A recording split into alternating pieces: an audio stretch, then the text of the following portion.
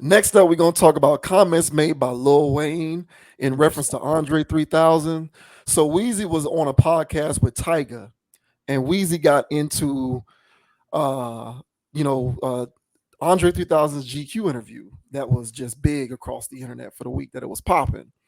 After Andre 3000 put out his Wind Instruments album, his conceptual album, which we talked about that as well. It's actually great. Please go listen to it and do yourself a favor. But I digress.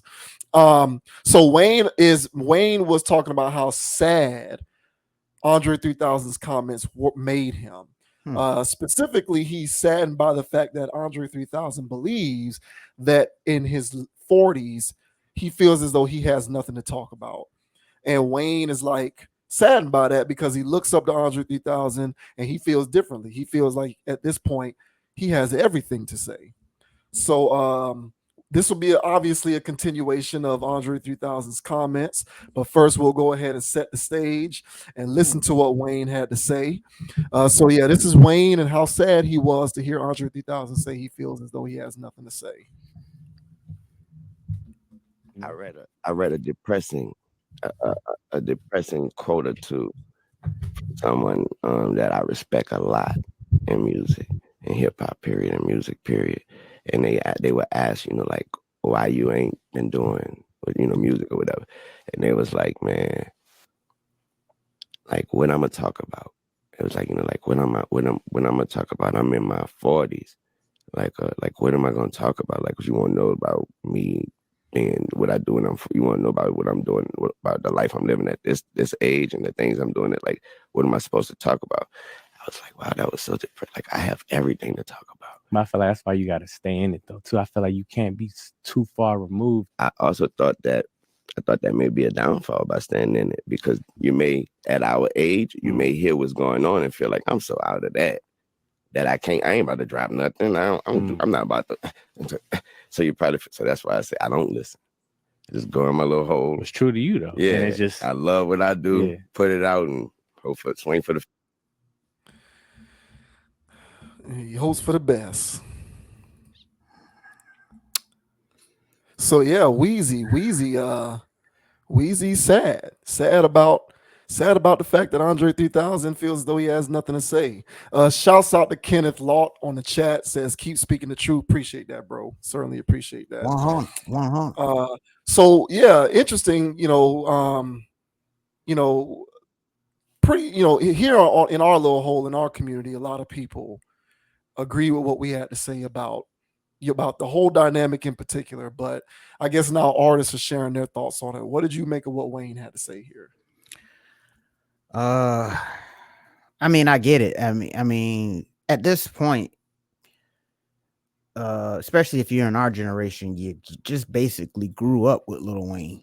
So you kind of know who he is as a person. You kind of know who he is as an artist if you've been listening. And Lil Wayne has never stopped rapping. He still raps to this day. And I would honestly argue, out of all the Lil Wayne songs that's ever been made, all the verses that's ever been made, you probably, on two hands, and that's being very lenient. On two hands, you could probably count the amount of verses that he gave that actually had some substance that meant something to the caliber of an Andre 3000. So you look up to Andre 3000, you always have. And as an artist, how many times have you hit that bar where he's at? If you can count that on two hands, then you don't understand his struggle. Lil Wayne, to this day, struggling with health or whatever he's got going on, to this day, he's going to come out with a song talking about doing drugs, having salacious sex with random women, and God knows what else. He's still going to do that. How hard is that to do? That's not hard to do. They honestly don't even have to make sense. He'll just give you bar after bar, and people say he's in there cooking. Listen to Wayne, boy, Yeah, okay, he's saying things that rhyme, but what is that? I think Jay-Z had a bar like that. You can say a whole bunch of stuff that rhyme, but what sense are you making? Lil Wayne doesn't make sense. So that's why he can still keep talking. I'll stay in my own bubble. I stay. I'll listen. All right, bro. Good for you. And this is coming from somebody who reluctantly is a fan of Wayne. I am. I'm a fan of him as a person because I saw his whole growth, and I realized that I mean, he was he's just our age. He's our age. Like we literally grew up with him. yeah. So I know who he is more or less as a person. So and he's not a person that would understand Andre's plight. So yeah, it should be depressing to one degree if you're Wayne because hey, you're in the 40-year-old bracket and you're still spitting and you look up to Andre because he is an icon in this industry. So I understand all of that, but I think he's missing y'all rapping in two different universes, bro. So I heard recently, man, a feature that he had with Benny the Butcher. He snapped for Wayne standards. I was like, oh, listen to Wayne. He taking me back to 2007 with these bars. So but what was he talking about? Bitches, guns, people having them messed up, drugs. So that's very immature. So immature and with that type of rapping style, yeah, you could talk about eating candy and eating pizza and ice cream all day. But if you're actually trying to come up with something constructive, something that's going to get people to think, something that's going to get people to reflect on reality that's currently going on, nothing too deep, nothing too political, just something that scratches the surface of something where you can scratch and sniff and go, I know exactly what he's talking about. That's deep right there. Wayne don't do that. So he's going to talk about some asshole, like literally an asshole, a shit bar where he's wiping his ass or something like that. Oh, yep, Wayne with another shit bar. Oh, Wayne with more bars about doing bars. I'm sorry, bro. So yeah, that's an endless supply of garbage that you can constantly recycle until you're 60. So you'll never run out, Wayne, if you're rapping like that. But if you're actually rapping with substance, actually trying to give the current people something to actually think about so that light bulb goes off, that actually requires an artistic skill that Wayne has yet to tap in his entire career. So, of course, he wouldn't understand Andre's plight. But what about you, sir? What are your thoughts on what Lil Wayne's disappointment in Andre 3000 statements? Yeah, if he would have used another artist, like if you would have said Jay-Z, for example, but Jay-Z would never make comments like Andre 3000. But hypothetically speaking, if Jay-Z had said something like that, Mm-hmm. I would understand Wayne saying, man, I was made sad by that.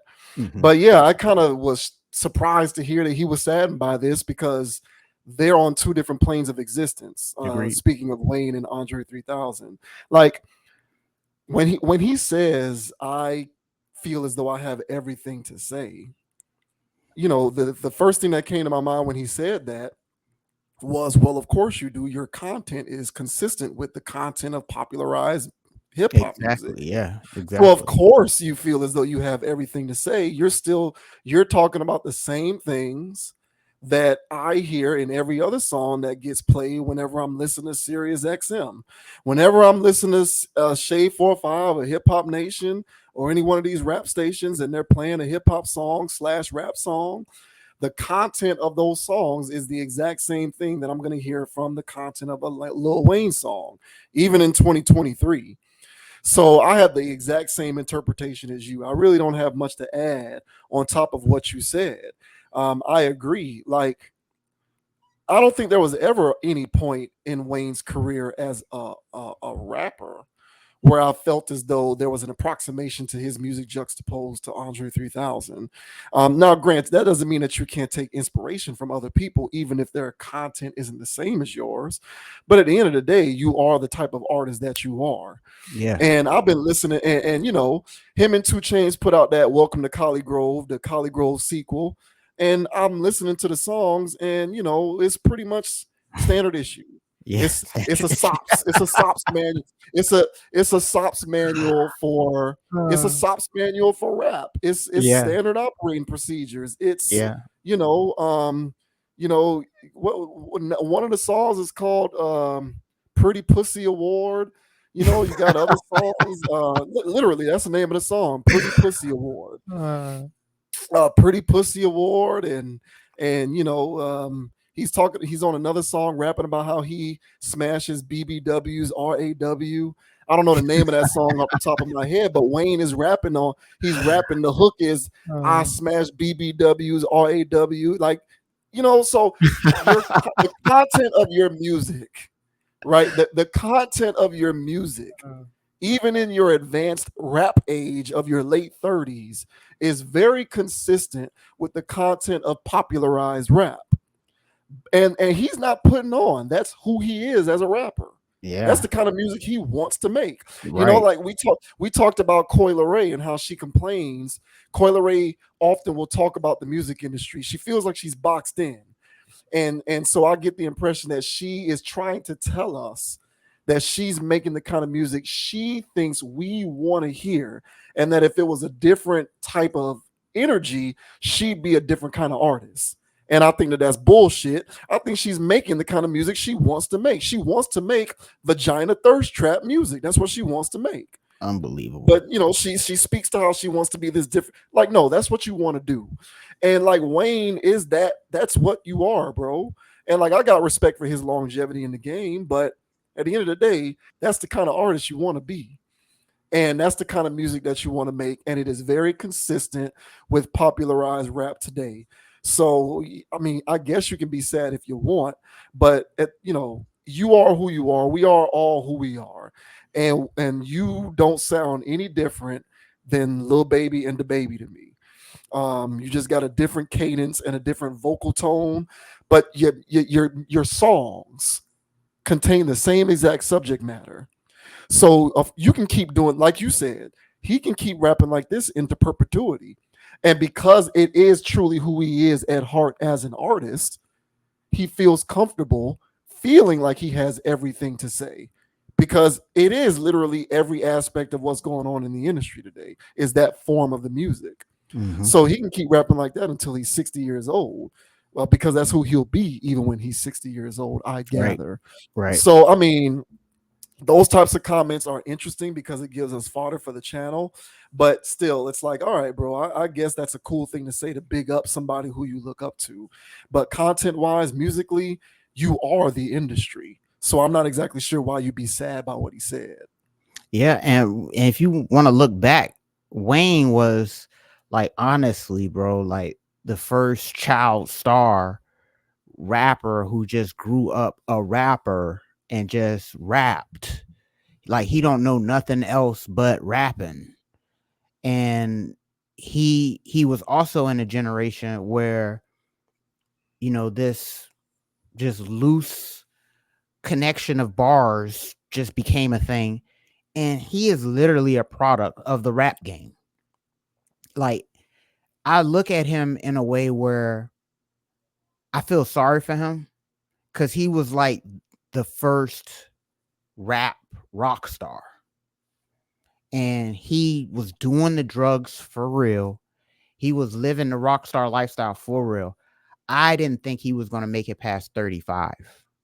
This is when I was like 25, 26. I was like, this nigga's not going to make it, bro. Like Yeah. he's doing too much. I was surprised that, he was still whatever, but once his hair started falling out, once he looked like he was struggling and it looked like he was in his 50s and not his 40s, I was like, yeah, man, he was really doing it for real. Like what you see is what you get from Wayne. And his bars is what's really going on in his head. Like he is who he is, as you mentioned. So, and I think he was like the first of that. Other rappers were in the Fat Joe bucket where they were just embellishing. And, Wayne embellishes. That's nothing Wayne Yeah. says is true outside of Right. his use of drugs. Right. Yeah. It was 2006, 7ish. when the Drought 3 came out, I mean, I was huge Wayne fan. And when Drought 3 came out, in that one in particular, he was openly confessing to doing drugs. Now, at that time, I have never heard that before, outside of weed smoking. But he was actually talking about doing pills and, doing this and doing. I'm like, why are you talking about this, dude? But as also in that same time frame, in my opinion, his bars just went not as good. And it was just this weird stuff. And I think once he hit Carter 2 and all this other stuff, like he just went, brazy, so to speak, right? He took it, he just went Rockstar. And he was really living life. He was really doing the drugs. He was really doing it. And he just stayed in that atmosphere and never came back down. I think he's honestly going to be looked at as some type of, hip hop genius, so to speak, for Yeah. everybody. Yeah, they're going to lump him in that category. But I think the reason why is because he just went so hard on the stuff that you call minstrel show. I agree. It is minstrel. And Wayne is like top tier minstrel. And the wild part about it is he really doesn't see it. He really lives this. So for him to hear Andre 3000, somebody that he admires, say that he ain't got much to rap about, that would depress a man who can't see nothing else but what the hell he's doing. And Wayne forever has lived in his own bubble. That's why he said he don't listen to people. I agree with that. He really comes off as somebody that only listens to himself. And so, yeah. So this whole spill here, man, to me, this just falls right in line of the character that he became. And I think the crazy part about it is he became more of a character of a human than an actual, real person, man. And that's what's sad about all of this. Yeah, man, Yeah. because he really became the rap game. And Yeah. yeah, and he wasn't the Wayne, fat no. Mm-hmm. yeah, Wayne was being the rap version of like Jimi Hendrix and Jim Morrison and Yeah, all of that. Janis Joplin and all of that from that era. What started the 27 Club? Wayne was like the first rapper that I can remember who was fitting that build in this particular genre. Mm-hmm. But in terms of the content of this music, this has always been what he was. Yeah, So, um, as the corporate aspect of rap has really taken firm grip on the control of the supply and demand of the music and what you hear and who gets propped up as popular and what is the stuff that they talk about and what is the form of their content. It's quite consistent with Wayne's content. yeah. So it doesn't it's not a stretch for me to believe him when he says he feels as though he has everything to say. His content is the exact type of content that has been propped up by the industry as this is what hip hop is. Correct. So of course he's going to think he has everything to say, and that's the reason why that was what I said was behind Andre 3000's comments. I personally believe Andre 3000's comments were rooted in him looking at popularized hip hop and Correct. saying that is not the type of content that I make. Correct. Therefore, I have no voice in this ecosystem, so I'm Correct. going to back off. That's what I believe Andre 3000 was saying without saying it directly. Correct. And I think that I really do believe that Wayne is the antithesis of that. Yes. Wayne's like, I have everything to say because Yes. he is the industry. Yes. He is. So I believe him 1000% when he says he has everything to say. But there's a bit of I don't know, I guess on his part, there's cognitive dissonance because he can't understand why Three Stacks would say that, which kind of speaks to me thinking that maybe he's not as smart as we think he is. Because if he was, he would completely get why Three Stacks would say that. But at the end of the day, Wayne is who he is. He is the artist that he wants to be, just like Coi Leray. Um, and if he wants to be made less sad by comments such as those of Andre 3000, maybe he should call for there to be a more diversified form of content that gets popularized in his own genre. But that won't happen because there's too much money in the way that it currently is constructed. But that's why he said what he said. Yep. Nah, agree. And well said, he is the industry. So he is a walking embodiment of what it is. Yes. And that's the part about it. That's why I feel sorry for him and sad. Cause you watch him and you know, he he's got a lot of life to be lived still, but it looks like he's been cutting that short a lot because he really does the industry stuff for real. And Yeah. that's the part where I feel sorry for him. But be that as it may, man, wishing Wayne the best.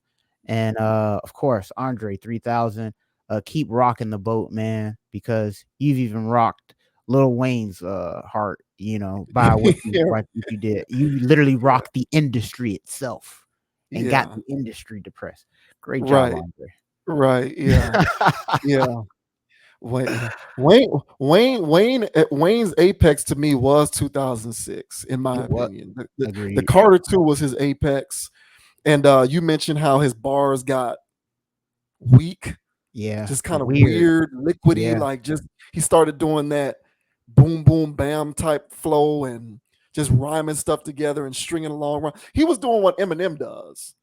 Like Wayne started doing what Eminem does, and I thought that it was that's the point where I felt like he started falling off, and that was Agreed. in around 2006, 2007. Agreed. But yeah, good luck to him. Interesting comments, but you know he is the industry, so he should feel he has everything to say. Hey, hit that like and subscribe too while y'all at it. You know what I'm saying? Sheesh. I thought Wayne, man. Yeah.